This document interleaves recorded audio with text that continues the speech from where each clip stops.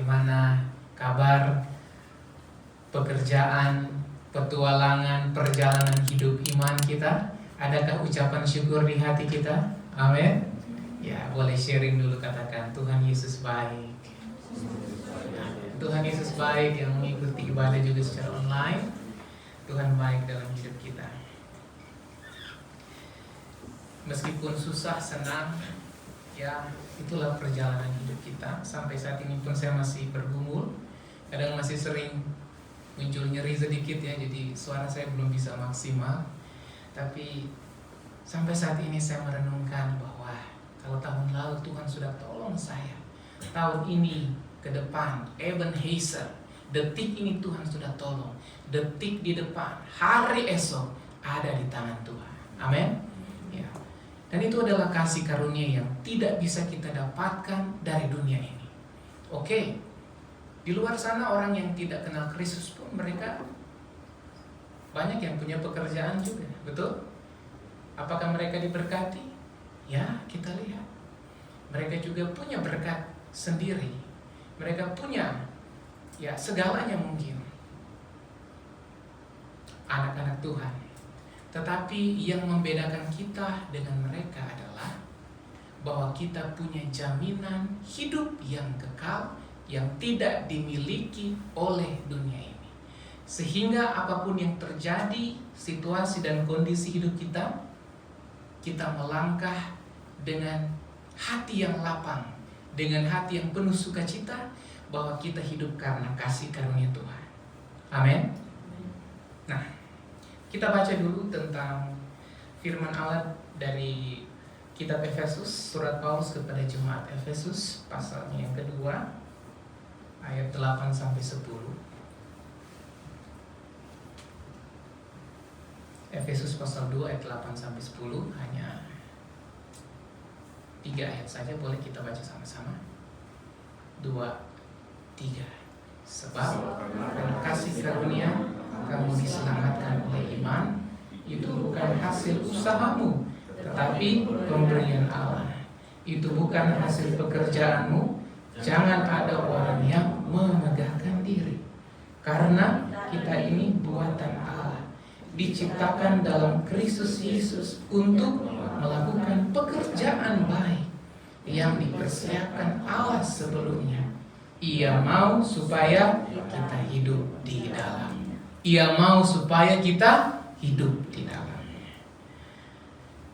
Saudara, pernah nak dengar ada yang mungkin waktu kita masih di kampung kah, atau kita sudah di sini, ada yang bertanya, anakmu kerja di mana? Kakakmu, saudaramu ada di mana sekarang? Ada di Aussie, Singapura, Korea, Amerika. Wow. Ngapain di sana? Kerja. Dengan bangganya mungkin orang tua, sanak saudara kita, atau bahkan kita akan bilang, wow, mantap ya, mantul, mantap, betul. Ya. Kalau di Manado, bahasa kami, di Manado, wow. Anakmu, kakakmu di mana? Di Korea. Wih, so tabai. So tabai artinya apa ya? So berhasil. So tadudu bagus, maksudnya sukses. Berapa banyak di antara kita yang ingin sukses, beruntung dan berhasil? Katakan amin. Ya. Kalau di bahasa teman-teman di Sabah, di mana? Apakah gimana bahasa? Pernah dengar seperti itu? Mantul juga di Sabah. Di Pontianak? Kalau di mana begitu? Isota baik. Kalau di Pontianak gimana? Sama juga. Sota baik karena Tuhan Yesus pepang baik. Ngerti ya? Sekarang banyak lagu-lagu timur ya. Oke. Seperti itu. Wow, karena dia anak sota baik. Maksudnya sudah berhasil. Ya. Keren. Ada rasa apa di hati? Bangga tidak? Ya, proud. Bangga. Kalau ada saudara kita yang berhasil, kita bangga. Dan mungkin saja di kampung, orang tua, keluarga kita, kalau ditanya anakmu ada di Korea, mereka bangga dengan pencapaian Bapak Ibu bro-NC sekalian. Amin. Ya. Meskipun cuma kita yang tahu perjuangannya ada di sini, ya. Mereka sedikitnya mereka tahu, tapi yang merasakan adalah kita sendiri. Kita merasakan 2025 palinya ada 2, pali. Bagaimana dengan 2026? Pali. Berkali lipat ya. Ya itulah perjuangan teman-teman. Kita bangga, puji Tuhan, kita harus syukuri dapat pekerjaan. Tidak semua, ya belum semua yang mungkin seberuntung kita. Ada yang ya kalau saya lihat sekarang ini di dunia ini lagi trending topik ya. Ada banyak kalau teman-teman saksikan di Venezuela, ya, di negara-negara yang lain. Ya, ada banyak ya dunia ini semakin menggemparkan sebetulnya. Tidak sedang baik-baik saja, tapi itu adalah tanda-tanda zaman menjelang kedatangan Tuhan Yesus kali yang kedua. Bahkan di negara-negara maju, negara-negara modern, bukan tidak mungkin itu tidak luput dari krisis. Ada beberapa ya di negara, bahkan di Asia Tenggara, di Singapura sekalipun ada beberapa video ya yang mengulas tentang mereka juga sedang was-was tentang ekonomi misalnya. Bahkan di negara maju yang lain. Jadi kalau kita masih bisa menikmati pekerjaan, gaji, kita syukuri itu. Dan melampaui rasa syukur itu adalah, sudahkah seperti tadi orang tanya kerja di mana? Di Korea. Bangga kan? Nah, bagaimana dengan pertanyaan ini? Sudahkah kita lebih bangga ketika orang bertanya, engkau pengikut siapa? Engkau percaya kepada siapa? Apakah kebanggaan kita terhadap pekerjaan kita lebih daripada sekedar rasa bangga dan rasa syukur kita atas anugerah dan kasih karunia Tuhan? Itu pertanyaan. Mungkin orang akan lebih bangga dia punya 2 kereta, 2 mobil yang mewah. Tetapi apakah kita sebagai manusia, sebagai orang Kristen, benar-benar bangga dan mensyukuri bahwa lebih daripada 2 rumah, 2 mobil yang kita miliki misalkan, kita lebih bangga dan bersyukur karena hidup kita telah diselamatkan oleh anugerah Tuhan? Renungkan pertanyaan firman ini kepada kita. Adakah kita bangga, bersyukur ketika kita menyebut kita ini orang Kristen? Aku pengikut Yesus. Tema kita tahun ini nanti akan diganti ya. Ikutlah aku. Bukan aku saya. Aku, kata Tuhan Yesus. Mungkin kalau sekarang banyak orang yang bangga juga. Jadi Kristen punya apa di depan ini? Kalung ya, kami sebut kalung. Kalung salib. Ada yang punya? Maaf. Kalung emas. Tidak apa-apa ya. Oh, I am a Christian. Saudara bangga tidak jadi Kristen? Bersyukur? Amin. Kalau sekarang seperti itu ya. Puji Tuhan kita tidak malu-malu. Kalau di kampung ada yang malu bawa Alkitab, jangan ya. Meskipun sudah ada handphone. Menyaksikan kepada dunia bahwa kita anak Tuhan. Tapi tahukah kita berapa ribu tahun yang lalu, ketika Yesus sudah naik ke surga, dilanjutkan pelayanan oleh para murid. Gereja mula-mula, mereka itu mengalami penganiayaan, persecution. Dan ketika orang menyebut Kristen, Kristianoi, ya, Kristianoi itu maksudnya pengikut Kristus. Kalau sekarang kita bangga, tapi dulu orang bilang Kristianoi, pengikut Kristus, itu adalah sindiran. Itu adalah hal yang bagi dunia saat itu adalah sebuah hal yang hina. Karena mereka belum mengenal kasih karunia. Betapa bangganya kita, betapa bersyukurnya kita saat ini kalau Tuhan masih beri waktu dan kesempatan, anugerah Tuhan untuk bisa selain bekerja, kita bisa beribadah dan melayani Tuhan. Itu adalah suatu kasih karunia daripada Tuhan. Bapak Ibu yang diberkati oleh Tuhan Yesus Kristus, kita lihat ketua bacaan kita. Injil, tahu Injil? Ya. Gospel. Injil atau gospel, ini ya, Injil, gospel, firman. kabar baik. Good news. Good news. Kabar baik tentang kasih karunia Tuhan. Inti daripada Injil, inti daripada firman ini adalah keselamatan adalah kasih karunia Tuhan. Apa sih kasih karunia ya? Ayat 8 sampai 9. Coba kita baca lagi ayat 8, 1, 2, 3. Sebab karena kasih karunia kamu diselamatkan oleh iman. Itu bukan hasil usahamu, tetapi pemberian Allah. Memang kita harus bersyukur, bangga mengikut Kristus, punya Yesus di dalam hati.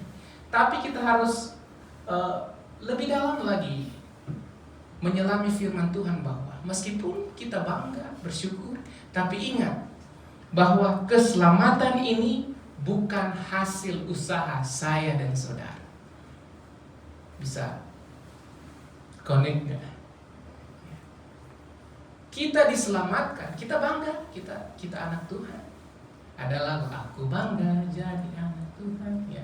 Sungguh ku bangga Bapa. Tahu lagunya ya? Punya Allah seperti Engkau. Kita bangga, kita bersyukur. Tetapi kita harus tahu bahwa di balik itu semua kita diselamatkan bukan karena usaha kita, bukan karena perbuatan kita, bukan karena kita kelihatannya manis, kelihatannya rohani, kelihatannya melayani. Tetapi kita diselamatkan cuma oleh karena kasih karunia. Kasih karunia itu adalah apa sih? Secara sederhana, itu pemberian yang cuma-cuma. Percuma ya kalau ya bahasa filsafat. Free, gratis. Tetapi bukan gampangan. Ini harus dipahami ya. Free, gratis tapi bukan gampangan. Bukan kita harus sia-siakan. Tetapi pemberian Allah ini berasal dari pengorbanan, dari darah Kristus yang mulia, dari nyawanya, sehingga saya dan saudara diselamatkan. Keselamatan bukan hasil usaha kita, bukan karena perbuatan kita, bukan karena pendidikan kita hebat, seorang dokter misalkan, seorang magister, bukan karena pelayanan kita hebat, bukan karena moralitas kita dikenal orang yang baik, suka memberi misalnya, bukan karena status kita rohani-rohani, semua bukan. Bukan karena kita kelihatannya beribadah. Tidak ada satu kontribusi, usaha, perbuatan kita manusia yang bisa menyelamatkan dan menebus kita. Semua itu dikerjakan oleh Allah di dalam Yesus Kristus melalui apa? Salib. Itu maksud saya. Bisa paham tidak? Ya, ini jauh sebelumnya manusia sudah jatuh dalam dosa, ya, telah kehilangan kemuliaan Allah. Dan yang bisa menebus manusia itu sebenarnya manusia juga. Maksudnya pengorbanannya. Kalau dulu kan hukum Taurat, mereka bawa persembahan. Kalau orang yang punya duit ya lembu gitu, kerbau atau apa ya, lembu ya, mereka bawa, disembelih, dipotong, dibakar sebagai korban penghapus dosa. Bayangkan kalau kita sampai sekarang masih seperti itu. Sekali berbuat dosa satu lembu. Wah, itu. Cukup tidak gaji kita di Korea. Ya, kalau di hukum Taurat dulu begitu. Kalau yang memang kurang punya uang ya burung ya, burung tekukur atau apa, merpati gitu. Sekali berbuat dosa bawa kepada imam, disembelih, dipersembahkan. Tapi itu tidak menjamin akan keselamatan. Hanya oleh karena penebusan di dalam diri Yesus Kristus Tuhan. Tuhan Yesuslah yang tersalib. Harusnya saya dan saudara yang tersalib. Tetapi oleh kasih karunia bukan kita yang tersalib, tapi Dia yang mengasihi kita. Amin. Sehingga sebentar ada lagu yang berkata, Tuhan tidak memperhatikan masa lalumu. Puji Tuhan. Adakah di antara kita yang berani berkata masa lalu saya paling terang? No. Tidak ada seorang pun yang benar di hadapan Tuhan. Mungkin masa lalumu adalah masa lalu yang kelam. Tetapi ketika engkau datang kepada salib Kristus, ini intinya. Ketika kita datang kepada salib Kristus, Tuhanlah yang menebus dan membenarkan hidup kita. Amin. Ya. Tapi ketika kita telah diselamatkan, apakah cuma sampai di situ? Kalau kita sudah tahu kita telah diselamatkan oleh anugerah Tuhan, maka jangan pernah kita menyia-nyiakan anugerah keselamatan. Jangan pernah kita menyia-nyiakan kasih karunia Tuhan. Karena apa tujuan kita diselamatkan? Kita baca ayat 10. 1, 2, 3. Karena kita ini buatan Allah, diciptakan dalam Kristus Yesus untuk melakukan pekerjaan baik. Nah, ini tujuannya. Apa tujuan kita? Diselamatkan oleh kasih karunia. Untuk apa? Melakukan pekerjaan baik. Good works. Pekerjaan. Katakan pekerjaan baik. Coba bilang kiri kanan. Pekerjaan baik. Proses. Sekarang tanya, gimana kerjamu? Baik-baik saja?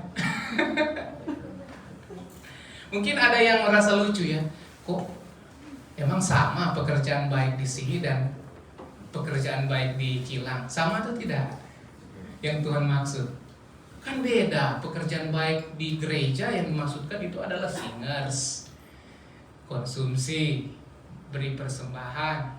Apakah itu sama dengan pekerjaan kita di kilang, di pabrik? Pekerjaannya, konteksnya bisa beda. Tetapi intinya adalah pekerjaan kita dimanapun itu adalah bagian ibadah kita kepada Tuhan. Amin. Sehingga tidak ada kita bisa beda yang mungkin berkata bahwa cukup di gereja saya, di gereja saja saya sungguh-sungguh. Gitu. Coba kita renungkan ini, di gereja saja. Kalau di tempat lain tidak terlalu sungguh-sungguh, bekerja dengan setengah-setengah. It's okay. Itu contoh ya. Tapi Tuhan mau kita supaya apa yang kita lakukan di gereja, ketulusan kita, itu maksudnya. Loyalty, kesetiaan kita, ketekunan kita, kebaikan kita, itu juga kita bawa di tempat kita bekerja. Amin. Mungkin kurang aminnya ya. Amin. Meskipun saya tahu ini sangat sulit, tapi perhatikan baik. Tuhan tahu jerih lelah. Ketika engkau terjatuh, tidak sampai tergeletak. Tapi ini adalah tujuan Tuhan. Firman ini buat saudara dan juga buat saya,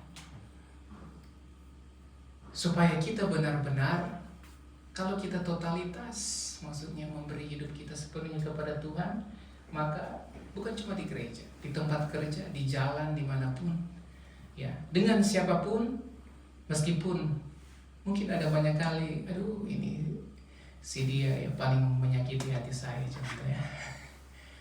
Baru melihat, jangankan baru melihat, baru berapa meter, aduh ini si tukang bikin saya baper ini, udah mau kerja lagi, wah. Doakan ya, supaya kita sama-sama melakukan pekerjaan yang baik. Amin. Ya. Nah, sekarang apa saja pekerjaan baik yang Tuhan mau saya dan saudara lakukan? Kita belajar dari beberapa tokoh Alkitab. Coba, dari bapa di antara segala orang beriman, siapa? Ya? Abraham. Tahu Abraham ya? Ya, nenek moyangnya orang-orang Israel. Dari dialah, dari keturunannya lah, maka lahirlah bangsa yang sangat diberkati, yaitu Israel. Siapa yang tidak kenal Abraham? Ya, waktu dia dipanggil, dia sama seperti kita juga. Orang yang belum mengenal kasih karunia. Ya. Abraham, tetapi ketika dia dengar suara Tuhan, dia langsung percaya meskipun baru first time, pertama kali dengar suara Tuhan. Wah, kalau zaman sekarang mau seperti Abraham ini, kita harus pikir-pikir dulu ya. Kita mau nggak kita baru dengar suara dari seseorang yang baru pertama kali kita kenal, mau kita percaya? Bisa ya, bisa tidak. Harus hati-hati ya, karena ada banyak penipuan. Betul? Scam ya, ada banyak. Apakah teman-teman juga kadang telepon masuk, ya, chat masuk, waduh, kadang bikin khawatir ya. Jangan langsung diklik misalnya, ya, kurang tahu apakah itu benar atau tidak. Ada yang bilang di penipuan, sudah ini ya, di telepon minta account number, wah itu bahaya ya. Tapi itu konteks sekarang ya. Tapi Abraham lain. Karena dia tahu dia bukan mendengar suara manusia, suara supranatural, suara ilahi dari Tuhan. Baru kali itu dia dengar suara Tuhan, tapi dia langsung percaya. Dan dia meyakini janji Tuhan, dia percaya meski belum melihat. Tahun 2026 ini kita belum tahu sepenuhnya apa yang ada di depan kita. Tetapi kita tahu bahwa Dia Tuhan yang memegang hari esok. Dia Tuhan yang sama yang membela perkara kita. Kalau ribuan tahun yang lalu Dia membela Abraham, maka tahun ini, hari ini, Dia Tuhan yang sama yang sanggup membela saya dan saudara. Amin. Percaya meski belum melihat. Coba kita katakan, percaya meski belum melihat. Ya, ini puji Tuhan. Bukan asal percaya, tetapi kita menggantungkan kepercayaan kita di tangan yang kekal, yang menyediakan hidup sekarang dan hidup yang akan datang. Ini namanya belajar dari Abraham, itu hidup oleh percaya. Yang kedua, pekerjaan baik apa juga ya. Contohnya Nuh. Tahu Nuh? Noah di Kejadian ya, Nuh. Apa yang terkenal dengan Nuh? Bahtera ya. Dia buat kapal besar, Bahtera. Wih, keren. Nuh dia dikenal, dia taat terhadap perintah Tuhan untuk membangun Bahtera, kapal besar ya, yang akan menampung keluarganya dan makhluk hidup yang terpilih supaya luput, diselamatkan dari air banjir besar pada waktu itu. Tapi pada waktu dia bekerja, apa yang terjadi? Apakah dia disanjung, dipuji banyak orang? No, dia dihujat ya. Mungkin dia sudah crazy. Kok membangun Bahtera bukan di laut tapi di darat, di pegunungan. Ini orang ini kok begitu ya? Tapi sambil dia bekerja, dia menyampaikan firman. Waktu sudah dekat, Allah akan menghukum manusia. Tapi tidak ada yang mendengar. Yang mendengar cuma siapa? Cuma dia, istri dan anak-anaknya, keluarganya. Puji Tuhan. Saudara, maukah seperti Nuh? Meskipun di luar sana banyak orang mungkin yang siapa sih dia? Berapa sih gajinya? Ngapain sih susah-susah? Sudah tahu penat kerja masih ibadah lagi. Itu contoh. Tapi Nuh tidak. Karena dia tahu kalau dia taat dengar-dengaran pada firman, bukan cuma dia yang diselamatkan. Siapa? Anak, istri, kakak adik kita, sanak saudara family kita, keluarga juga kita rindu untuk diselamatkan. Amin. Adakah Tuhan taruh di hati saat ini ada keluarga kita yang mau kita doakan supaya datang kepada Tuhan? Ataukah hanya kita pikirkan saya saja? Kita belajar dari Nuh. Dia tahu kasih karunia, tapi dia tidak egois. Amin. Dia mendoakan. Mungkin ada satu nama yang Tuhan taruh di hatimu saat ini. Doakan supaya dia boleh kembali kepada Tuhan dan mengenal kasih karunia Tuhan. Nuh diselamatkan karena ketaatannya, sehingga bukan cuma dia tapi keluarganya diselamatkan. Mereka tetap bekerja untuk pekerjaan baik, pekerjaan Tuhan. Taat meskipun belum ada hasil yang terlihat. Itu pada Nuh. Taat, setia meskipun belum ada hasil. Berapa banyak manusia nanti ada hasil baru percaya, baru puas. Betul?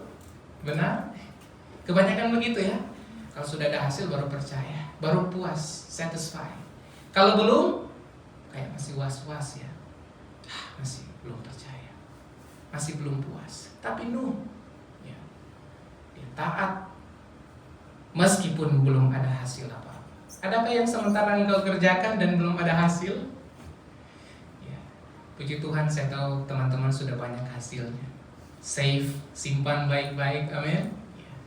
Investasikan di tempat yang benar. Dan terlebih kita memberi hidup kita sebagai investasi di hadapan Tuhan untuk hidup yang kekal. Amin. Mungkin kita berpikir, Pak Pendeta, saya belum melihat. Tetapi bagaikan benih, kalau kita mau tanam, di Sabah banyak durian ya, betul? Kalimantan banyak juga ya, Pontianak. Tanam durian, tanam hari ini, minggu depan sudah bisa kita petik? Tidak bisa. Kadangkala yang tanam itu kakek kita, betul?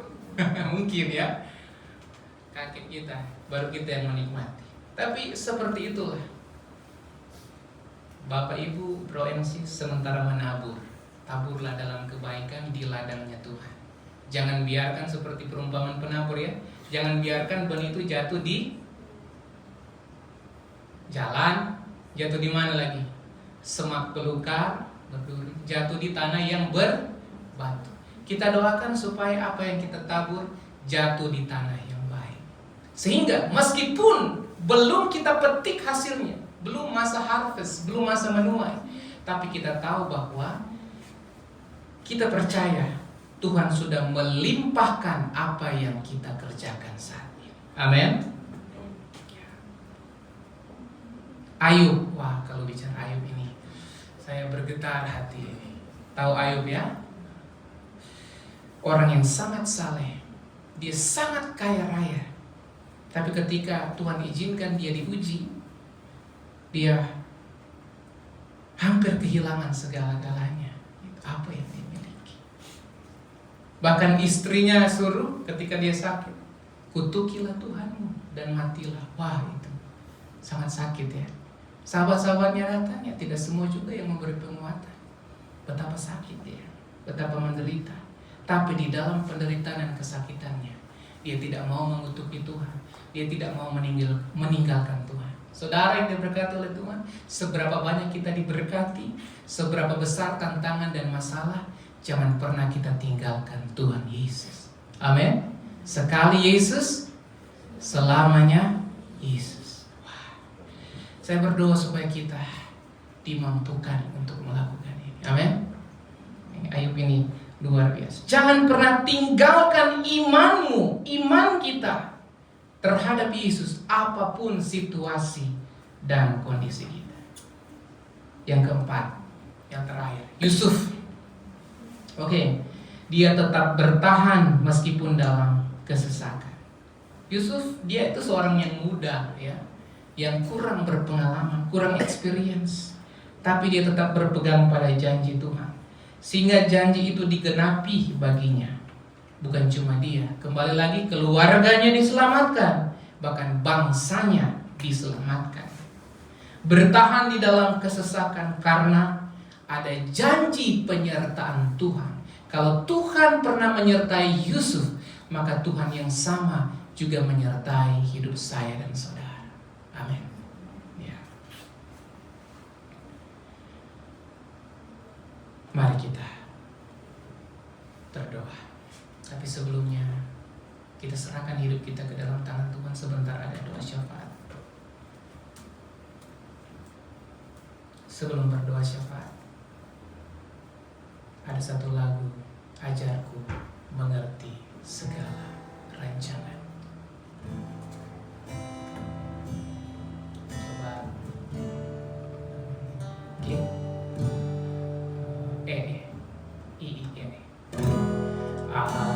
Ajarku mengerti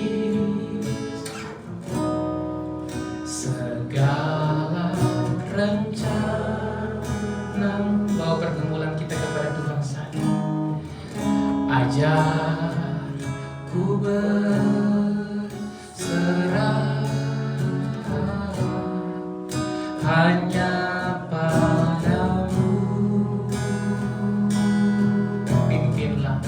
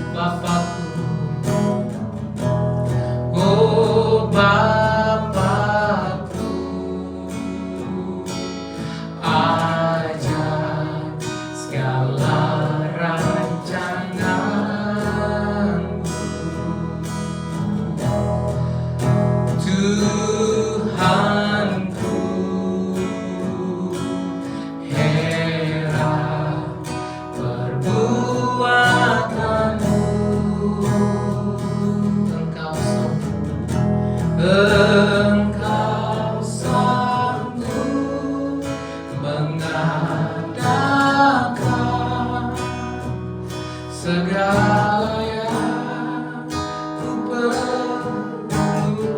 Amin, amin. Menurut kehendak-Mu terjadilah. Engkau sanggup mengadakan segala yang kuperlukan.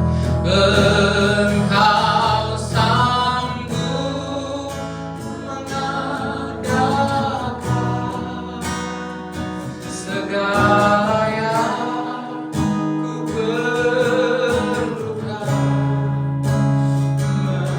menurut kehendak-Mu terjadilah. Betapa kami meyakini firman-Mu itu ya dan amin. Engkau sanggup mengadakan segala yang kami perlukan, karena kami hidup dalam kasih karunia-Mu Tuhan. Bapa, seberapa kami yang ada, biarlah kami tetap tinggal di dalam Tuhan, tertanam di dalam Kristus, bertumbuh kuat, menghasilkan buah rohani di dalam Tuhan, yaitu pekerjaan-pekerjaan baik yang membawa hidup kami taat, percaya meskipun belum melihat, mengerjakan pekerjaan Tuhan meskipun mungkin belum ada hasilnya, tetapi di dalam iman kami percaya Tuhanlah yang memberi pertumbuhan, Tuhanlah yang memberi berkat, Tuhanlah sumber segala-galanya. Kami bangga punya Engkau Tuhan. Kami bangga punya Tuhan seperti Engkau yang telah menyelamatkan hidup kami dengan kasih karunia-Mu.